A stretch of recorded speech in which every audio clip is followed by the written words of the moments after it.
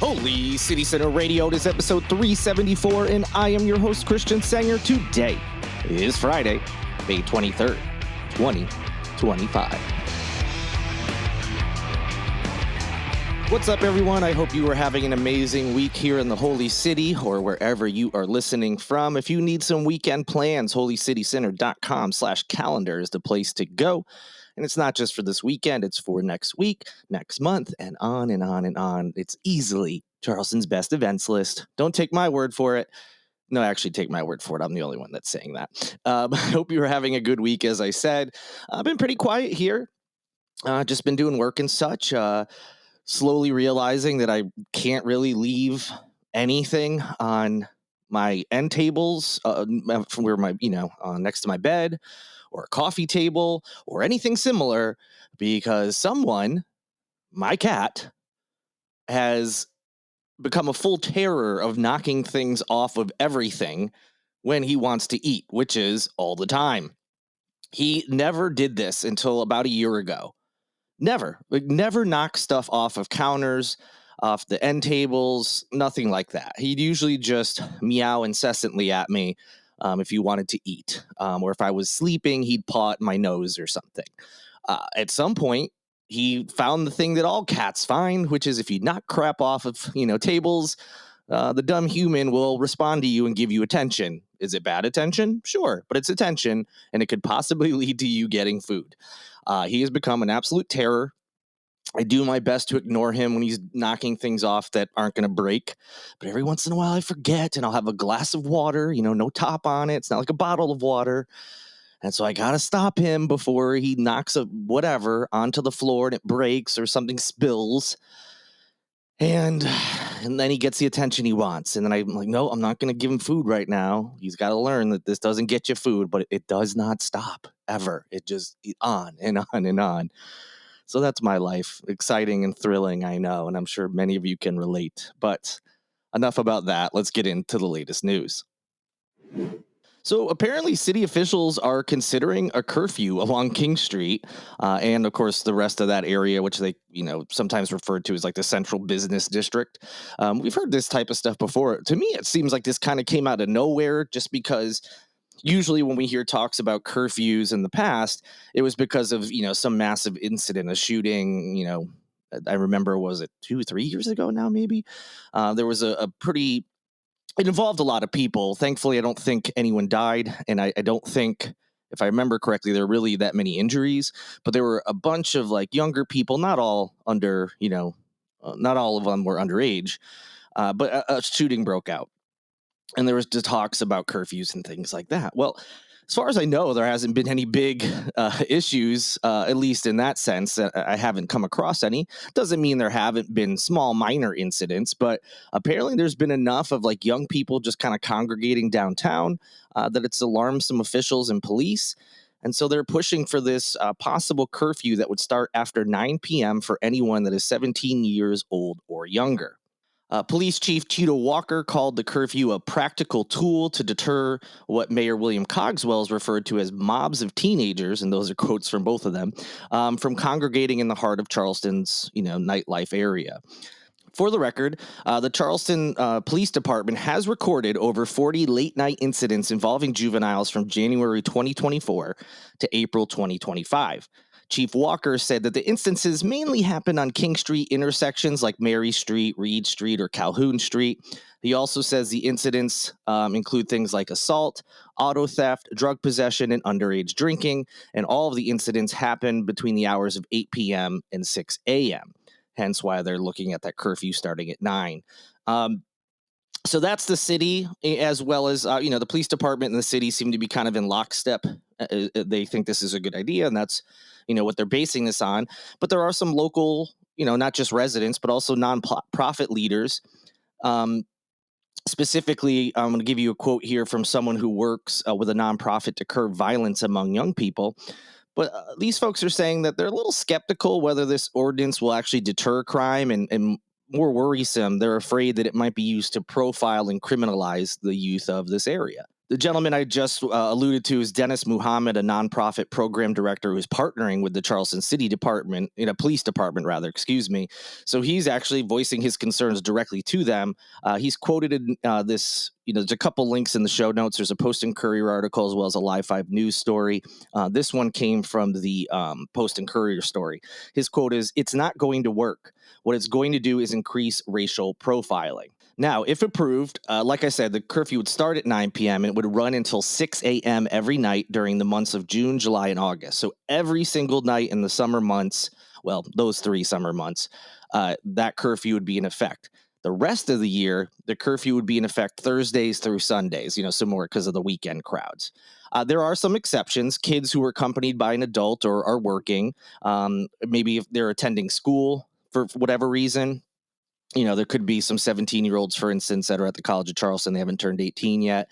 There could be some school programs, whatever it may be at different schools downtown. Also, exceptions include like a religious or civic activity, or if they were protesting. So in those circumstances, they would be allowed to be out past 9 p.m. So it's good that there's some exceptions. But again, some folks just think this is not really going to help out that much. And even if it does help a little, it could lead to an increase in, like I said, racial profiling and just trying to criminalize kids, who, granted, the stuff we mentioned, up at the top, assaults, auto theft, those are things that deserve to be punished. But the concern is like very minor offenses, if any, just by being out, they're not committing a crime outside of breaking curfew. It seems people are a little worried what that may lead to. At this point, it's unclear, speaking of, what a penalty would be for any minor who violates the ordinance. So that hasn't been discussed yet. There's still that detail to work out as well.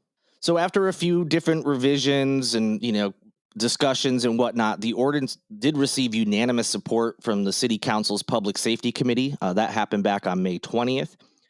It will go before the full council at its next meeting on May 27th and could go into effect as early as June 17th if it's ratified, of course, by the full City Council. So we're not there yet.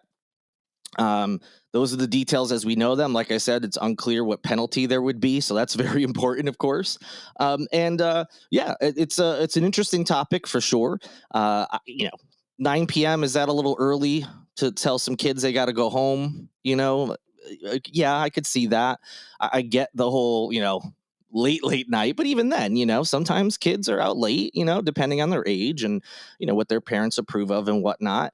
But you know, sh- and obviously, if they're committing crimes, they should be held accountable, which they are currently, as just mentioned. There's been 40 incidents. Is 40 incidents in a time frame of January of last year to April of this year? So, almost a year and a half. Obviously, a couple of months shy of a year and a half. Is 40 incidents during that late night time frame? Does that make it necessary to implement a curfew? I also know the other side of it too, which is sometimes there's just groups of young people that are gathering, and it can be, anywhere from like 5 people to many more. And there have been incidents in the past because of those big groups. Just them being out, causes concern. Not necessarily that they're even doing anything wrong, but when you mix them in the King Street area, with the 21 and over crowd who are out partying and things, police are already busy having to keep a lookout for that group, and now you've got this other group that's in the mix. I could see that being a little bit overwhelming and concerning for them, but I do share the concerns that I mentioned in this post. So I'm not 100% opposed to this idea. I think there needs to be some more discussion on it, and definitely the penalty, we need to know what that is. That's a big aspect of this. It needs to be in line with the quote unquote crime. It's not an actual crime, but they're violating an ordinance. It needs to be in line with that. So not 100% against it, definitely open to hearing both sides. I'll certainly keep you updated as we go forward. But if you have a strong opinion on this one way or the other, again, the next meeting is May 27th, and that's when the full council will bring it up. So you have until then to, whether it's emailing members of the council or attending the meeting and signing up to speak and all that kind of stuff. You have until May 27th. Yeah, I know. Nancy Mace. She's back in the news. And as I always say, I would love to not talk about her, but I have to. These are two very big stories. The first one is that a lot of people have been wondering, after she did this whole quote unquote scorched earth talk on the floors of Congress back in February when she claimed 4 Charleston area men were predators amongst even more serious allegations. Called them rapists, peeping toms, sexual assaulters, physical assaulters, and so on and so forth. There's a lot of talk of, well, yeah, she's on the House floor. Is she protected, just like any other speech on the House floor is protected. Then she's, went out and talked on Twitter and other platforms. So she's no longer talking from the floor of Congress. So does that open her up to potential lawsuits if any of these men want to do that? And we've already seen that one has. That gentleman's name is Brian Musgrave, who lives in Fort Mill. He alleges that Mace libeled him and is bringing her to court. So the next question then became, okay, if it does end up going to court, whether it's, libel cases, defamation, etc., or the actual criminal, if any criminal charges are filed against any of these men, who's going to defend or who's going to take Mace's side, basically? Now, the criminal thing is different, obviously, than this sort of, defamation and libel lawsuits. Who's going to represent Nancy Mace? Is she going to get her own personal attorney on her own dime? Well, no, it turns out that she's going to get an assistant U.S. attorney who's located in Greenville to represent her. His name is Robert Sneed, and he has been assigned to defend her against those allegations of libel. Sneed said that he will file a formal reply to Musgrave's lawsuit by June 16th. That's according to federal court records. Now, like I said, since the lawsuit against Mace makes accusations against her in her role as a member of Congress, that apparently means she's entitled to government legal representation free of charge.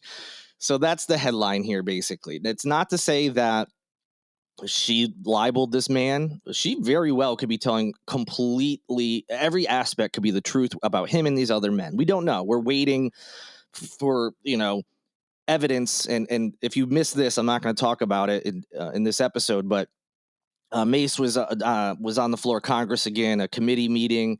I think she was talking about surveillance and people being recorded without their permission, and brought in these allegations again. And she showed what she said was proof of some of the images that she found on her ex-fiance's phone that show women in various stages of undress, and all, including one of herself, that she says all of these were non-consensual. The women didn't know about it. And so she showed those on the floor of Congress. Now, that was just her. That's not in a courtroom. We can't, we meaning the media, and I'm not really the media, but you know what I mean. No one can really verify this stuff yet. So she's doing all that stuff, and if someone, because she's doing it on the floors of Congress, yes, she gets to have legal representation free of charge. Now, again, if all this is true, or even the vast majority of it, am I upset that she had legal representation free of charge? Not really if she's in the right. But if a big chunk of this is false, or enough that she is found liable for libel, that's tough to say. Yeah, it's a little annoying that someone who apparently is a multimillionaire based on records we've seen is getting free legal representation for something she said. Again, it's complicated, of course, because, if all this stuff's true, screw those guys. They should be held liable for whatever crimes they may have committed. But at the same time, besides the fact she can afford her own attorney with no real issue, at least as an outsider looking in, it seems that way. It is a little frustrating. And it'll be extremely frustrating if it turns out she did, in fact, defame, libel, whatever she, any of that, those types of terms. If she did end up doing that, like, she just got free representation to lie about someone. So again, complicated, but it is something that people have wondered. Is she going to get free representation? Which kind of adds to a lot of people's thoughts about this, for better or worse, that she went to the House floor. This is what some people believe. Because she knew she was protected and that she could kind of say whatever she wanted. She could embellish, she could lie if she wanted to, and she'd be protected. And now she's getting free legal representation because of what based on the location of where she made these allegations. So it's certainly something that people are worried about, or not worried about, have been thinking about. And that is not to say I am one of those people who thinks that she made all this up. I have no idea. And I've said from the start, whoever is in the wrong here, and maybe it's a combination of everyone, including Mace, they should be held accountable for those actions, 100%. And I do not stand by any of these men. I don't know them. There's some allegations that they seem like they may be true against at least one of them. We'll get to that in a little bit. And but it doesn't mean that there isn't a discussion to be had about these types of things.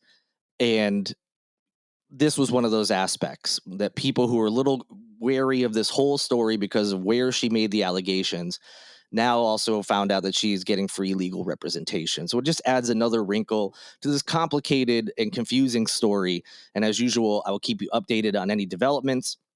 And this next story relates to those allegations, as there were some pretty wild statements made in a recent deposition. All right, so I mentioned Musgrave. That's one of the men that she's accused of all these crimes. The other is her ex fiance, Patrick Bryant, who is like a local entrepreneur here in town. So he is denied, just like all the other men have denied all the allegations against him. He is the only man that's been mentioned that police have confirmed that they're at least looking into allegations against him. There's been no confirmation about the other three men. At least in law enforcement eyes, there's enough to at least look into something. Doesn't mean a crime occurred, but they're at least looking into it. Now, there's going to be a court case related to this as well. And his lawyers, Patrick Bryant's lawyers, deposed a former top strategist that worked with Nancy Mace. And although there were some aspects that seemed to confirm some of the stuff Mace has said, he also was not holding back against about some of his interactions with her and what she has said and her actions behind the scenes. So this deposition is tied to a Charleston County civil case, and the person that was deposed, like I said, is a former top strategist to Mace. His name is Wesley Donahue. He's a veteran of state and national corporate and political strategies. He's a strategist for all manner of people, but political. He's very well known in political circles here in South Carolina, especially. And he was deposed on April 28th of this year by attorneys representing Bryant. So as I said, Mace has accused Bryant, as well as those other men, of all sorts of illegal activities. They've all denied them. But per Donahue, attorneys for Bryant deposed him after he declined to provide them with a written statement and after he was interviewed by agents of the South Carolina State Law Enforcement Division, aka SLED. So they did interview him in connection with their ongoing criminal investigation into those allegations against Bryant. But he didn't want to sit down for this deposition, and he told Fitz News, which is like a local politics website based out of the Columbia area, that he didn't even want to do this deposition. He's also kind of gone basically scorched earth against Mace as well. If you follow him on Instagram, Twitter, whatever, social media, he's come out and said some things about her, basically saying he's done with her. He doesn't work with her anymore. And you can go look those up if you want to. So no surprise, part of his deposition doesn't paint Nancy Mace in the most flattering light. He even called her during this deposition, which, by the way, in the link in the show notes, there's the Fitz News story. You can scroll down and see like the full deposition if you want to read the whole thing. But he said in this deposition that she is a chronic liar who constantly plays the victim card for her own benefit. That's a quote directly from him in this deposition. He went on to say, quote, she sees black helicopters everywhere. Everybody's out to get her, end quote. So basically saying there, she's paranoid. She thinks all these people are out to get her. She's always the victim, that kind of thing. He also went on to say that he doesn't believe a word that comes out of her mouth about anything, but he did put in the caveat, and I think this is important, that he said this has nothing to do with this specific incident, referencing what she said about Bryant and any of these other men. So he is saying she may be telling the truth about all this. He wanted to make that clear. But he also said, I just believe that she will say and do anything for personal and political gain. And I think that's what a lot of people, and myself included in this situation, feel. I don't believe that Nancy Mace has concocted this story out of nothing. I feel there's at least some truth to the allegations she's leveled. How much truth? I have no idea. Is it all of it? Is it most of it? Did she just do some little embellishing, but really all these accusations are true? Or is it not really what it seems? Is she overreacting? Is some of the stuff she found not what it seems, et cetera, et cetera? Just based on her actions outside of this incident, it's tough to believe her on anything, as Donahue said. I want to believe her because if this happened to her and these other women, it's horrific and the men should be held accountable. So by sharing this story, and anytime I talk negatively about Nancy Mace because of her politics, because of things she says and the way she acts and the horrible things she says about minority groups like the trans community, it doesn't mean that I don't believe this story. And people are complicated. And the accusation she leveled could be 100% true, and she could still be a crappy person and a terrible politician who lies constantly. Those things can both be true. So I want to make sure I say that. And we will get to the part here where Donahue maybe has given some credence to some of the things she said. So just keep that in mind. Two things can be true in this scenario. And just because horrible things happened to her, if they indeed did, doesn't mean she can't be a shitty person and horrible politician, etc. All right, moving forward. Donahue also discussed Mace's alleged obsession with sex. He said that she talks about her sex life in a way that he had never heard any other client talk before. And he said it went beyond her relationship with Bryant. It was, whatever partner she may have been with during the time they've known each other. She just loves talking about sex, according to him. She said Donahue went on to say that every conversation with her would devolve into what's going on in her sex life, something that she talked about all the time and I always felt uncomfortable with. Now, I put that in there it's clear what the attorneys were probably angling for here. Oh, she talks about her sex life all the time. This is the classic like victim shaming, victim blaming kind of thing. Oh, she was asking for that horrible thing. So again, it doesn't mean that she didn't talk about sex and didn't make people uncomfortable and that it was inappropriate to talk about that stuff with, in the workplace. But I also acknowledge what they're probably trying to go for here. So it is what it is. All right. Donahue did claim that Mace asked him to intervene with her relationship problems that she was having with Bryant, which reportedly began in 2023 when she found out that Bryant was using a dating app. Once she found that, she started thinking that she was being cheated on, and then that's when she ultimately got into Patrick Bryant's phone, and that's when she allegedly found all these, examples of, pictures of women or videos of women who did not seem to know that they were being recorded. And you can go back and look at all that stuff. Now, it does seem if he didn't see these photos, he was at least aware of what Mace was saying. And that it seemed, and he says that he believes that what she this is one of those weird, like he's like sort of saying he believes her, but not really. He said something along the lines of, I believe Nancy believes she's telling the truth or something like that. But he said out of all the allegations, he never had a discussion with her about rape or sex trafficking or anything beyond the fact that he had pictures of naked women taken without their consent talking about Bryant. So obviously that's still bad. If there's naked photos of women on his phone and it appears they were taken without the women's consent, still very bad. But he was saying all this talk about rape or sex trafficking, she never discussed that with him. That came up in her floor speech on the House floor. And so he's basically just saying, I don't know about that stuff. So that's where I talk about like, hey, did she just stumble across something bad for sure? And then kind of inflated what that meant. Again, these are things that'll be worked out later. But so again, just put it in your back pocket. This is also one man's deposition. This isn't, he's not going to be the only person that's talked to. I'm sure there's been others. So there could be conflicting information that comes out. So again, keep all that in mind as we go through all this. Donahue also says that at one point, Mace asked him to blackmail Patrick Bryant in relation to the information that she uncovered. And the goal to do that was to secure 100% ownership of some of the properties that the couple owned. Now, Bryant is very wealthy, as well as Mace. There was a report in the Post and Courier about a multi-million-dollar house they bought. So there's a lot of money, possibly involved in this, and she wants to get these properties. So she was asking him to blackmail Bryant, again, according to Donahue. Donahue ultimately did not do that. He obviously has said the blackmailing someone is illegal, is wrong. He ended up not doing anything with that.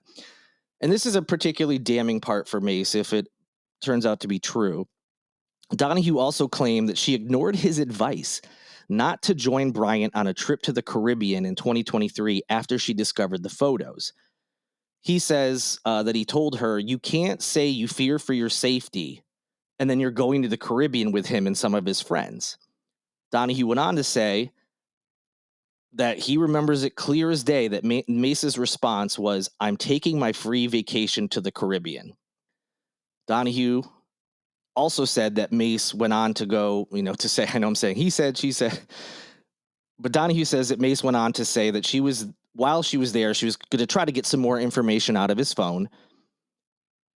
And that's when Donahue told her that, you need to contact the authorities about this. And she asked him why.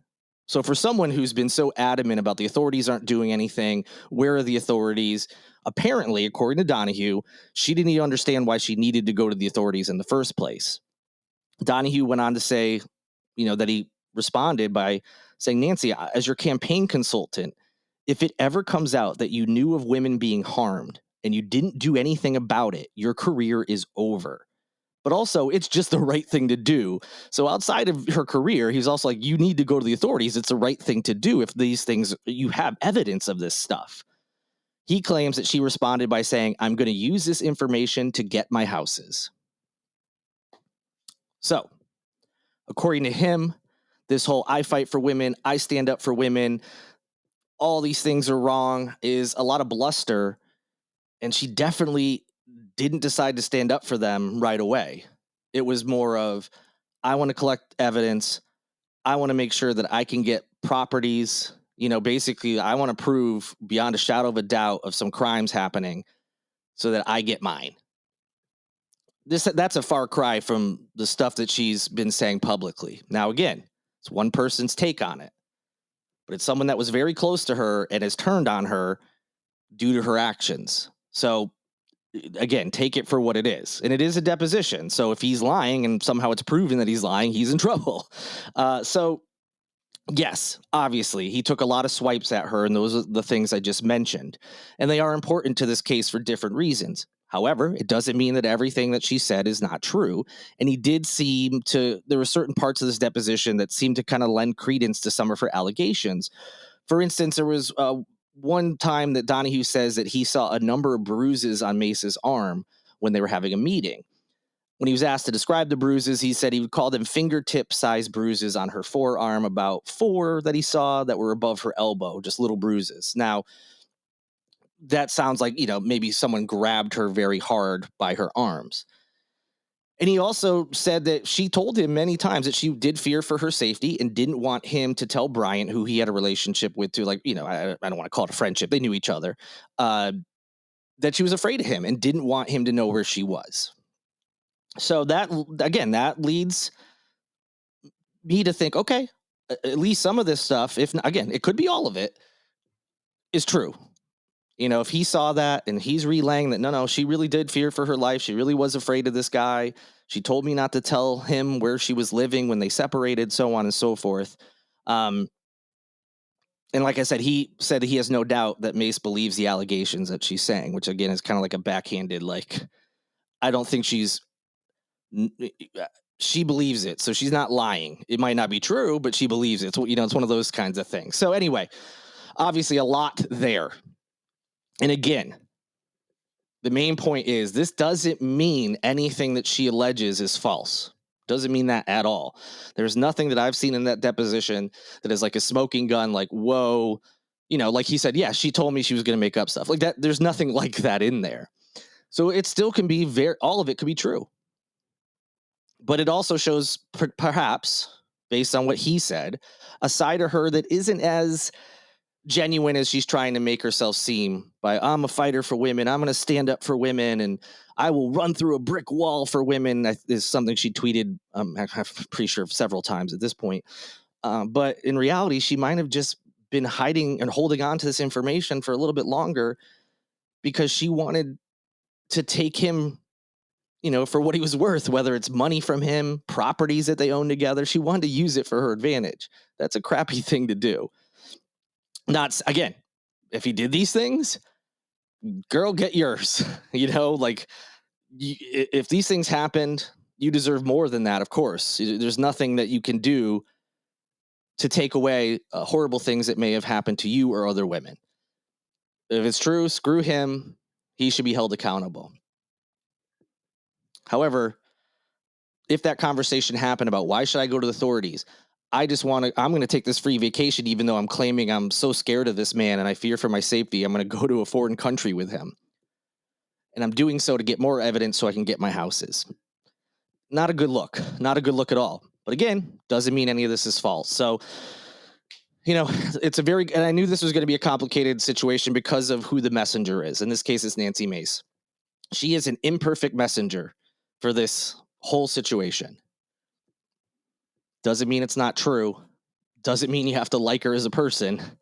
But she is very much an imperfect messenger, which kind of convolutes everything.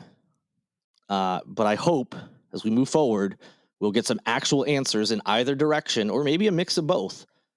And we'll know for sure what actually happened. That'll do it for this edition of Holy City Center Radio. I hope you have an amazing weekend. Thank you to Lindsay Marie Collins with LMC Soundsystem for producing this and every episode of Holy City Center Radio. And thank you to Tyler Boone, whose music you hear in each and every show.